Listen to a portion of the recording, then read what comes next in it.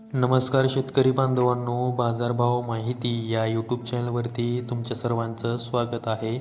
जर तुम्ही आपल्या बाजारभाव माहिती या यूट्यूब चॅनलवरती पहिल्यांदा आला असाल तर आपल्या यूट्यूब चॅनलला सबस्क्राईब करून ठेवा, जेणेकरून बाजारभावविषयक माहिती तुम्हाला यूट्यूबच्या माध्यमातून मिळत राहील.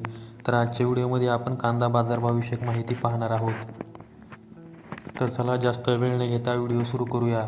तर तुम्ही स्क्रीनवरती पाहू शकता 6 जानेवारी 2026 रोजी सोलापूर बाजार समितीमध्ये जो लाल कांदा आहे त्याची एकूण आवक ही 62,040 क्विंटल झालेली आहे. त्यासाठी किमान दर हा 100 रुपये तर कमाल दर हा 2300 रुपये देण्यात आलेला आहे. तर सर्वसाधारण दर हा 1000 रुपये देण्यात आलेला आहे. त्यानंतर पुढील बाजार समिती आहे लासलगाव बाजार समिती. यामध्ये जो लाल कांदा आहे त्याची एकूण आवक ही 21,936 क्विंटल झालेली आहे.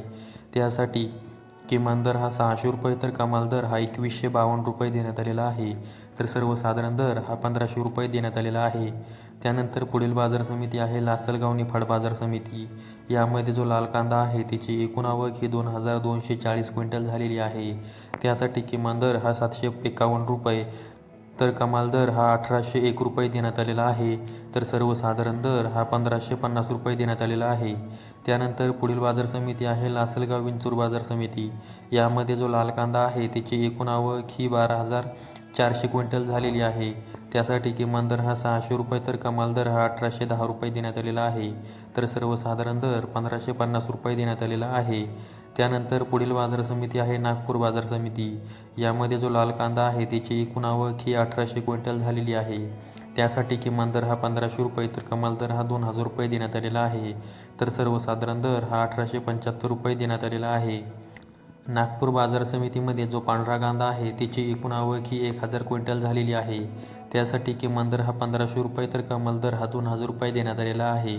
तर सर्वसाधारण दर हा 1875 रुपये देण्यात आलेला आहे. त्यानंतर पुढील बाजार समिती आहे नाशिक बाजार समिती. नाशिक बाजार समितीमध्ये जो पोळ कांदा आहे त्याची एकूण आवक ही 2540 क्विंटल झालेली आहे. त्यासाठी किमान दर हा 500 रुपये तर कमाल दर हा 1700 रुपये देण्यात आलेला आहे. तर सर्वसाधारण दर हा 1500 रुपये देण्यात आलेला आहे. त्यानंतर पुढील बाजार समिती आहे पिंपळगाव बसवंत बाजार समिती. यामध्ये जो पोळ कांदा आहे त्याची एकूण आवक ही 18,900 क्विंटल झालेली आहे. त्यासाठी किमान दर हा 400 रुपये तर कमाल दर हा 2099 रुपये देण्यात आलेला आहे. तर सर्वसाधारण दर हा 1450 रुपये देण्यात आलेला आहे. पिंपळगाव बसवंत बाजार समितीमध्ये जो उन्हाळी कांदा आहे त्याची एकूण आवक ही 135 क्विंटल झालेली आहे. त्यासाठी किमान दर हा 1000 रुपये तर कमाल दर हा 1900 रुपये देण्यात आलेला आहे. तर सर्वसाधारण दर हा 1400 रुपये देण्यात आलेला आहे. त्यानंतर पुढील बाजार समिती आहे मुंबई कांदा बटाटा मार्केट.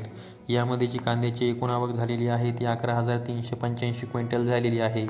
त्यासाठी किमान दर हा 1000 रुपये तर कमाल दर हा 2300 रुपये देण्यात आलेला आहे. सर्वसाधारण दर हा 1650 रुपये देण्यात आलेला आहे. त्यानंतर पुढील बाजार समिती आहे मालेगाव मुंगसे बाजार समिती. त्यामध्ये जो लाल कांदा आहे त्याची एकूण आवक ही 12,500 क्विंटल झालेली आहे. त्यासाठी किमान दर हा 500 रुपये तर कमाल दर हा 1830 रुपये देण्यात आलेला आहे. सर्वसाधारण दर हा 1480 रुपये देण्यात आलेला आहे. त्यानंतर पुढील बाजार समिती आहे संगमनेर बाजार समिती. यामध्ये जो लाल कांदा आहे त्याची एकूण आवक ही 13,384 क्विंटल झालेली आहे. त्यासाठी किमान दर 151 रुपये तर कमाल दर हा 2101 रुपये देण्यात आलेला आहे.